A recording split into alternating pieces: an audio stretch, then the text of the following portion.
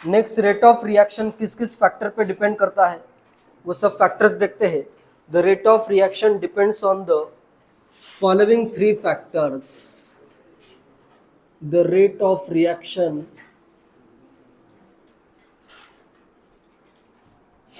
Depends on the following three factors.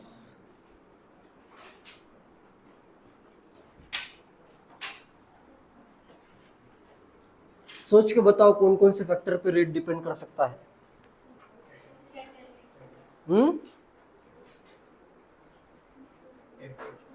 Temperature पे depend कर सकता है, बिल्कुल करेक्ट है। लेकिन टेम्परेचर से बेटर नॉर्मली रिएक्शन में क्या होता है, जैसे अगर कोई रिएक्शन हो रही है, इथिन और एचबीआर की रिएक्शन हो रही थी, जैसे ये था अपना इथिन के कुछ मॉलिक्यूल लेता हूं मैं, गैस फेज में समझो ये गैस है, एचबीआर को भी मैंने गैस फॉर्म कर दिया इसका, और इनकी रिएक्शन की मैंने, तो इसका रेट किस किस फैक्टर पे डिपेंड कर सकता है, सोच समझ के बताओ। देखो इधर अलग अलग मॉलिक्यूल्स होंगे, ये मॉलिक्यूल्स क्या होंगे, कोलिजन होना चाहिए इनमें पहले तो। जैसे इथिन का मॉलिक्यूल एचबीआर के साथ जब कोलाइड होगा तभी तो इनके बीच में रिएक्शन हो सकती है।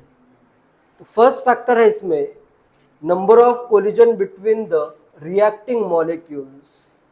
नंबर ऑफ कोलिजन्स अगर ज़्यादा होते हैं तो ज़्यादा चांस है प्रोडक्ट फॉर्म होने का। क्लियर है ये, मॉलिक्यूल्स के बीच में अगर कोलिजन्स होंगे ही नहीं, प्रोडक्ट फॉर्म ही नहीं होगा। तो सबसे पहला फैक्टर है, नोट करो first factor, the number of collisions that takes place, the number of collisions that takes place between the reacting molecules, number of collisions that takes place between the reacting molecules in a given period of time, between the reacting molecules in a given period of time,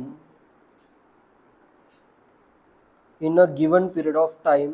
जैसे एक second में अगर मैं compare करूं, ज़्यादा collision होंगे reacting molecules में तभी तो रेट ज़्यादा होगा, ये क्लियर है।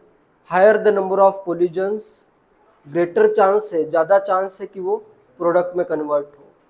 पहला फैक्टर सबको क्लियर है, पहला फैक्टर आया number of collisions. Next, collision अगर हो रहा है, नेक्स्ट इंपॉर्टेंट पॉइंट क्या है, उन मॉलिक्यूल्स में उतनी सफिशिएंट एनर्जी भी होनी चाहिए। एनर्जी अगर इनमें कम है, जैसे एक्टिवेशन, अगर वो बैरियर को क्रॉस ही नहीं कर पा रहे हैं तो प्रोडक्ट बना सकते हैं क्या, नहीं बना सकते। नेक्स्ट आता है कि उसमें से कितने मॉलिक्यूल्स या कितने कोलिजन जो हो रहे हैं उसमें उनमें सफिशिएंट एनर्जी प्रेजेंट है। Fraction of molecules possessing sufficient energy to cross the energy barrier, तो उनमें क्या होना चाहिए, सफिशिएंट एनर्जी भी होनी चाहिए। ठीक है, नेक्स्ट पॉइंट लिखो। नेक्स्ट है the fraction of collisions that occur, second point, the fraction of the collisions that occur, fraction of collisions that occur with sufficient energy, that occur with sufficient energy to get the reacting molecules, that occur with sufficient energy to get the reacting molecules over the energy barrier, with sufficient energy to get the reacting molecules over the energy barrier। Clear है ये भी point, reacting molecules over the energy barrier. Next, उतने ही fraction of collisions product में convert होंगे जिसमें इतनी energy हो कि वो एनर्जी बैरियर को क्रॉस कर दे। क्लियर है। And next third important point ये है, उनका ओरिएंटेशन भी इंपॉर्टेंट है। ओरिएंटेशन इसलिए इंपॉर्टेंट है, जैसे समझो इथिन का मॉलिक्यूल ऐसे अगर मैं ड्रॉ करूं, इधर है हाइड्रोजन, इधर हाइड्रोजन है, इधर हाइड्रोजन, इधर हाइड्रोजन, ये अगर कोलाइड हुआ, हाइड्रोजन है इधर Br है, ऐसे आके ये कोलाइड हुआ, हाइड्रोजन के साथ हाइड्रोजन कोलाइड होके अलग डायरेक्शन में अगर चला गया, तो इसमें प्रोडक्ट बनेगा क्या? नहीं बनेगा। तो इसका ओरिएंटेशन भी इंपॉर्टेंट है। थर्ड इंपॉर्टेंट पॉइंट है ओरिएंटेशन, किस डायरेक्शन में वो आ रहा है। हाइड्रोजन आना चाहिए इस पाई बॉन्ड के पास, तभी ये क्या होगा, पाई बॉन्ड के इलेक्ट्रॉन हाइड्रोजन को डोनेट होंगे और ये बॉन्ड के इलेक्ट्रॉन इधर Br पे शिफ्ट होंगे।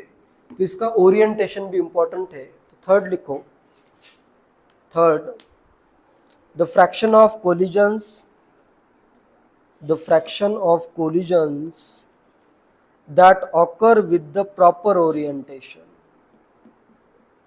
the fraction of collisions that occur with the proper orientation, fraction of collisions that occur with the proper orientation।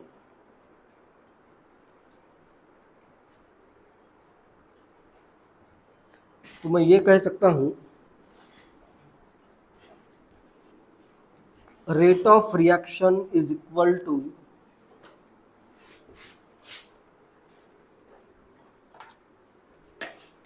मैं ये कह सकता हूं, rate of reaction is equal to number of collision per unit time करता हूं, number of collisions per unit time, unit time में कितने collision हो रहे हैं, into fraction of molecules, fraction with sufficient energy, sufficient energy का fraction से multiply करना पड़ेगा। सब मॉलिक्यूल्स के पास तो सफिशिएंट एनर्जी नहीं होगी, इतने कोलिजन हुए, उसमें से क्या लेना है अपने को, ऐसा फ्रैक्शन लेना है जिनमें सफिशिएंट एनर्जी प्रेजेंट हो, इनटू आएगा fraction of molecules with proper orientation. Energy भी है और ओरिएंटेशन अगर प्रॉपर नहीं है फिर भी रिएक्शन नहीं होगी। तो नेक्स्ट आएगा fraction with proper orientation. Clear है ये?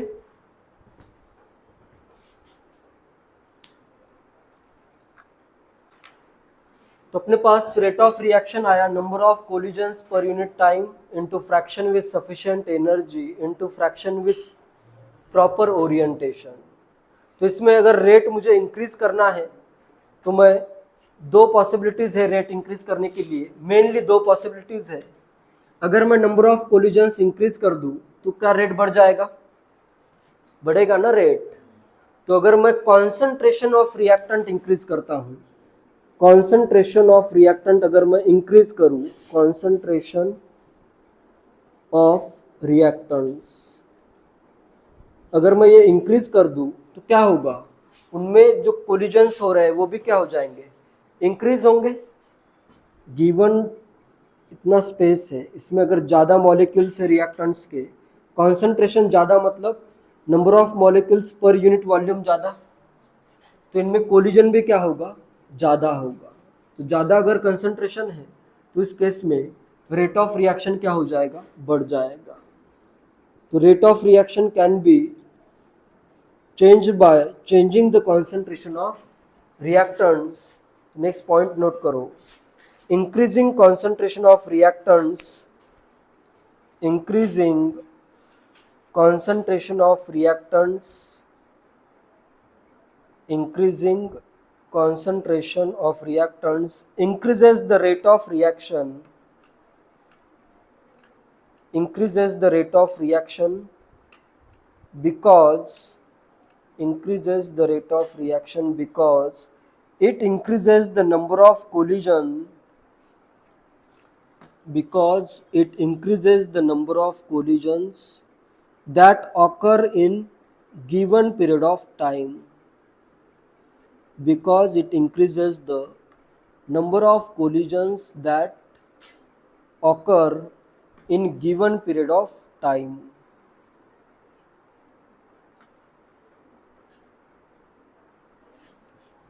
नेक्स्ट, रेट ऑफ रिएक्शन बढ़ाने के लिए मैं क्या इंक्रीज कर सकता हूँ?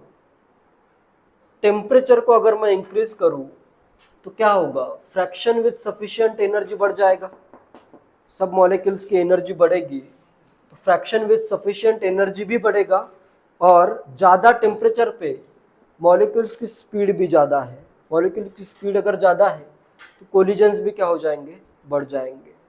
तो टेम्परेचर इंक्रीज करने पे रेट क्या हो जाएगा? इंक्रीज हो जाएगा। ठीक है, नेक्स्ट पॉइंट लिखो। Increasing temperature T, increasing T या temperature, rate increases because increasing T, rate increases because it increases the frequency of collisions. Rate increases because it increases the frequency of collisions, and it increases the frequency of collision and number of collisions that have, and number of collisions that have sufficient energy, number of collisions that have sufficient energy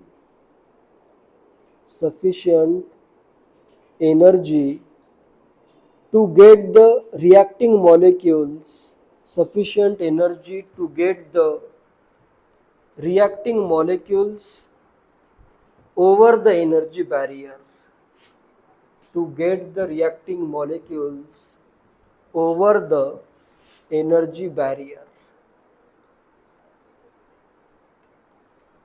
clear है?